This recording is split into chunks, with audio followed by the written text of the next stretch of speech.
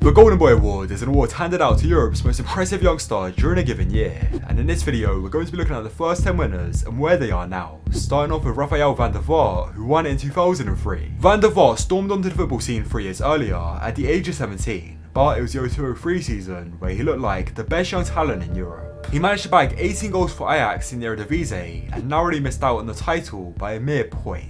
Although he ended that season with no silverware, there was no doubt that he deserved to be the inaugural Golden Boy winner. A few months after winning the awards, Van der Vaart got his hands on the Eredivisie trophy, but his numbers that season weren't as great as the one before. With injuries hampering his next few years at the club, he unexpectedly departed Ajax for Hamburg in 2005. This was a transfer that left the world shocked, with Ajax legend Johan Cruyff stating at the time, "I don't know what to say about it or what Rafael Van der Vaart is doing in Hamburg." This would not have been thinkable 2 years ago. Obviously, things have not gone well for Van der Vaart. Despite questions being asked over the move, Van der Vaart did decently for Hamburg and was even made the club captain during his 3-year stint. And by the end of 2008, he was nominated for the Ballon d'Or. Earlier that year, he transferred to Real Madrid, and it seemed like this move would see him live up to his Golden Boy potential. However, things didn't go smoothly, as the strong competition in Madrid denied him the opportunity to consistently play 90 minutes, and his numbers took a hit to what they were in Germany. With his time in Madrid being fairly lackluster, Van der Vaart relocated to England, where he became a fan favourite at Spurs. Playing alongside greats like Gareth Bale and Luka Modric, Van der Vaart flourished in the Premier League, and the hype around him had come back. But Van der Vaart would only stay at Spurs for 2 years, returning to Hamburg, which marked the start of his career steadily declining. Although he wasn't as successful at his future clubs, Van der Vaart retired in 2018 with a respectable career to look back on. He made over 100 appearances for his national team during his 18-year playing career, and even made it to the World Cup final in 2010. Post-football, he pivoted to a career in professional darts before taking on a role of assistant manager at Esbjerg FB in Denmark, a role he was released from earlier this year. Someone who had a far more successful career after becoming the Golden Boy is Wayne Rooney, who won the award in 2004. Wayne Rooney had been on the scene since he was 16 years old, making the headlines when he stunned Arsenal with a last-minute winner to end their 30-match unbeaten streak in 2002. The teenage prodigy continued to develop, and by the 03-04 season, he was a regular starter for Everton, netting 9 goals in the league that season. But it was Euros in 2004 where Rooney truly started to emerge as a future great of the game. A goal against Switzerland briefly made him the tournament's youngest ever scorer, and at the end of the competition, he had cemented himself a spot in the team of the tournament with 4 goals to his name. His performances saw Manchester United sign him later that summer, which made him the most expensive under-20 player in history. Later that year, he was crowned the Golden Boy of 2004, beating his Manchester United teammate Cristiano Ronaldo to the awards. Rooney's momentum continued to ramp up, and in the coming years, he established himself as a legend of the game. With 53 goals and 120 national team appearances, he was at one point England's all-time top goal scorer. At club level, Rooney won 30 major trophies with Man United, including 5 Premier League titles as well as the Champions League, with him becoming the club's record goal scorer during his 13-year reign. Having cemented his legacy as a Man United legend, he returned to Everton for a season before moving to DC United and then retiring at Derby County in 2021. Since then, Rooney transitioned into management, taking control of Derby County before going back to DC United in 2022. The next Golden Boy winner is by far the most successful ever, with Lionel Messi being handed the award in 2005. Back then, Messi hadn't secured himself a permanent spot in Barcelona's starting 11, which was understandable given the stars they had in attack. Instead, it was mostly his brilliance on the international stage that earned him the Golden Boy Awards. At the 2005 Under-20 World Cup, Messi's Golden Boot winning 6 goals powered Argentina to victory, seeing him be named the player of the tournament. The immense talent he displayed that year was unrivaled by any of his peers, hence why he was crowned as the brightest young talent in Europe. The following season, Messi started to unleash his brilliance at club level, getting 16 goals and assists in the league, including a hat-trick against the eventual La Liga champions Real Madrid. That very same season, he scored the iconic goal against Getafe in the Copa del Rey semi-final and was proven his worth as the best young talent in Europe. With each passing year, Messi elevated his game, eventually becoming the world's greatest alongside Ronaldo. In 2012, he shattered records, scoring 91 times for club and country in a single calendar year, eclipsing Gerd Muller's record by 6 goals. Across his entire Barcelona career, Messi amassed an astonishing 938 goals and assists in 778 appearances, playing a pivotal role in his 35 trophies with the club. Producing numbers like that is why he has a record 7 Ballon d'Ors to his name, and at one point it seemed like Messi would retire at Barcelona. But this wouldn't be the case, as in 2021 a salary cap rule forced his departure, leading to a historic move to PSG. His time at PSG had its highs and lows, but he still managed to leave with 2 league titles in 2 seasons. In 2022, Messi's legacy became even greater as he propelled Argentina to World Cup glory, solidifying his status as the sport's greatest ever player. More recently, Messi joined David Beckham's MLS side Inter Miami. He's got off to a great start at the club, scoring 10 goals in 7 League Cup matches, adding yet another trophy to his unparalleled collection. Messi's name is now synonymous with greatness, with his 44 trophies seeing him stand above the rest as the most decorated player in the history of the sport. Seeing the success Messi did after winning the Golden Boy is basically an impossible task, but Cesc Fàbregas still had a very good career after he won it in 2006. Hailing from the famous La Masia just like Messi, Fàbregas made a move to Arsenal in 2003 where he had a higher chance of breaking into the first team. By the time he was awarded the Golden Boy,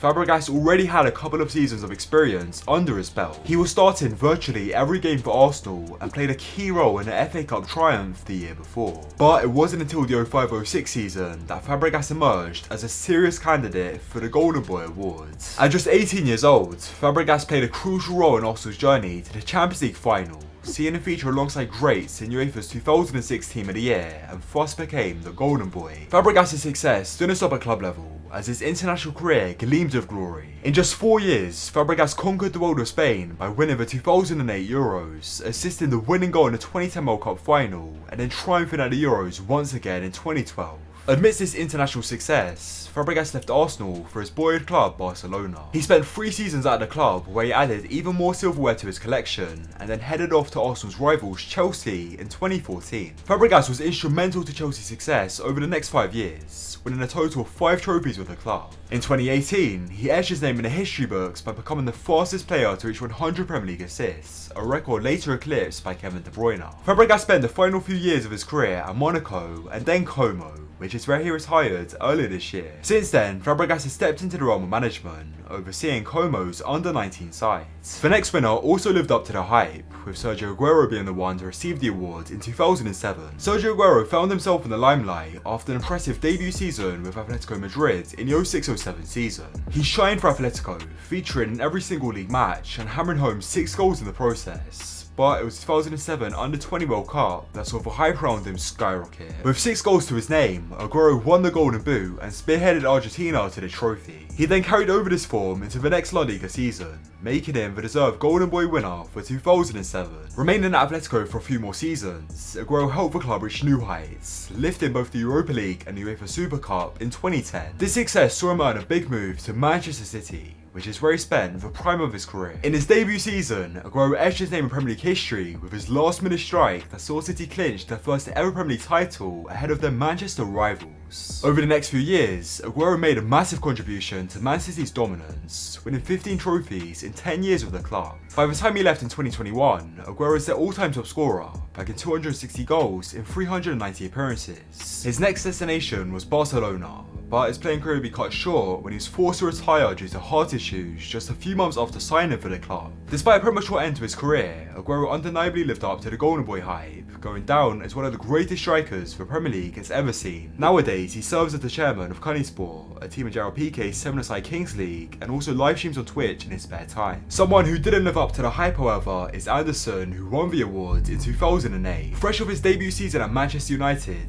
Anderson was one of the hottest prospects in football. That season, United conquered the Premier League and then the Champions League, with Anderson being the one to score United's 6th penalty in a 6-5 penalty shootout win in the final. His performances that season had the likes of Sir Alex Ferguson hailing him as the natural successor for Paul Scholes, so it came as no surprise that he was chosen as the Golden Boy for 2008. But little did anyone know, Anderson's career had just peaked. Although his 8 years at Old Trafford yielded 8 major trophies, his contribution to many of these was minimal. Injuries played a big part in this, as these halted his progress and made him look miles off being the Paul Scholes successor he was once envisioned to be. It seemed like his work ethic was also a factor in his downfall, with his former teammate Dmitry Berbatov stating, "I must say Anderson," in regards to the worst trainer he played with. After struggling for game time at United, Anderson went on loan to Fiorentina in 2014. But this did little to revitalise his career. This saw him return to his home country of Brazil at just 27 years old, a stark descent from a player once regarded as the brightest young talent in Europe.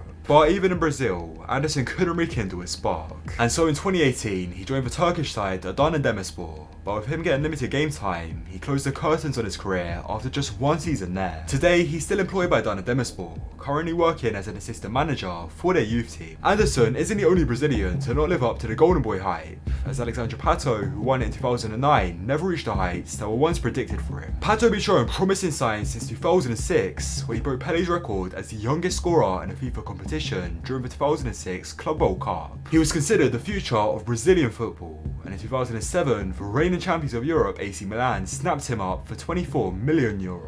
He had an impressive debut season, but it was the 08-09 campaign where he really started to showcase his talent. In 36 league appearances, Pato bagged 15 goals for Milan, which made him one of the league's top scorers. He then got off to a rapid start the following season, notably striking twice in a 3-2 victory over Real Madrid, cementing himself as 2009's Golden Boy. He did well for a little while after, but unfortunately, his career took an unforeseen twist. A series of muscular injuries impacted him to the point where he only managed to score one Serie A goal in a season and a half. Far off the levels he used to be, Pato went back to Brazil at just 23 years old.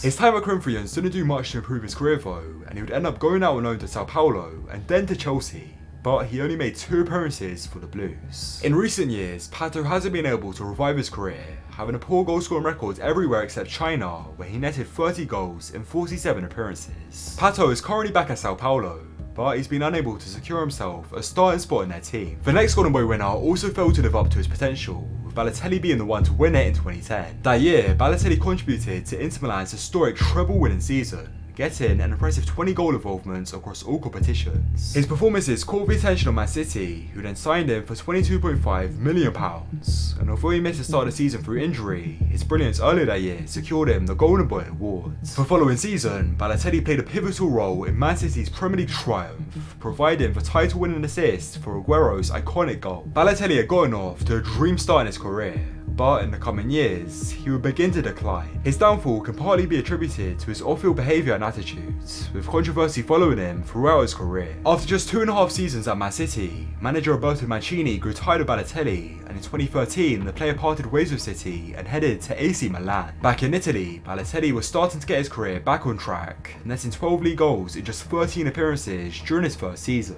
The following year, he increased that tally to 14 goals and 7 assists in the league, causing Liverpool to bring him back to the Premier League. This move proved disastrous though, as he only scored 1 Premier League goal and soon fell out of favour. This led to a loan move back to AC Milan, but even in familiar surroundings, Balotelli just couldn't rediscover his previous form. His fortunes began to brighten after joining OGC Nice in 2016, but he was still a far cry from the heights once expected of him. Following his stint with Nice, Balotelli's had brief spells at various clubs, ultimately landing at FC Sion in 2022. His time here has been terrible though, as the club got relegated in his first season and he hasn't played a single minute for them this season. The club's director of sport has even come out and admitted that it was a mistake signing Balotelli, and that he should have allowed them to take a step forward with 20 goals, but unfortunately he only scored 5.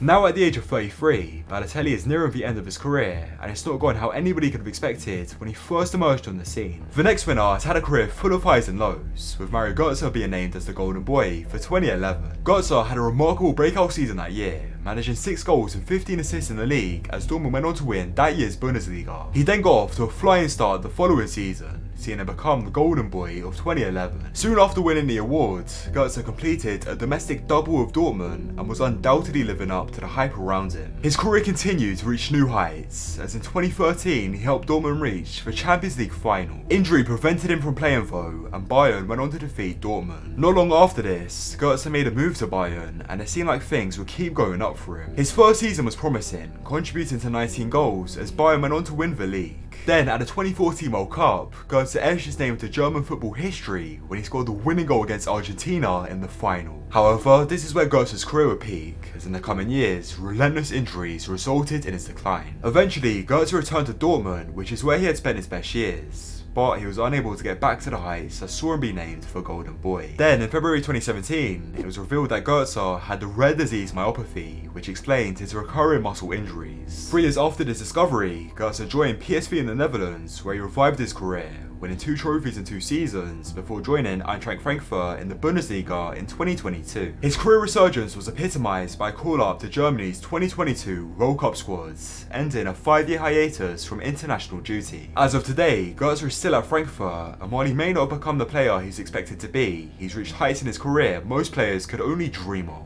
The 10th Golden Boy winner went on to have a very good career, with Isco receiving the award in 2012. Isco began his ascent to the top the year before, when he left Valencia for Malaga. He had a standout debut season with the club, helping him finish 4th place in La Liga to secure Champions League football for the upcoming season. He shined in the Champions League, getting a combined 4 goals and assists in just as many matches by the time he was crowned for Golden Boy of 2012. After 2 impressive seasons, Real Madrid came calling and secured Isco's signature. While not always a guaranteed starter, Isco's time at Madrid was a colossal success. During his 9 years at the club, Isco made 353 appearances, winning 5 Champions League titles alongside many other honours to gain a trophy cabinet only few can rival. In 2022, Isco embarked on a new chapter with Sevilla, but this move didn't go as planned. Just months after signing for the club, he had his contract mutually terminated, with Sevilla's coach Sampaoli saying Isco did not meet the club's expectations. Nowadays, Isco finds himself at Real Betis after signing for them this summer. Although he was never the first name on the team sheet for most of his time playing, Isco's had one of the brightest careers from a Golden Boy winner.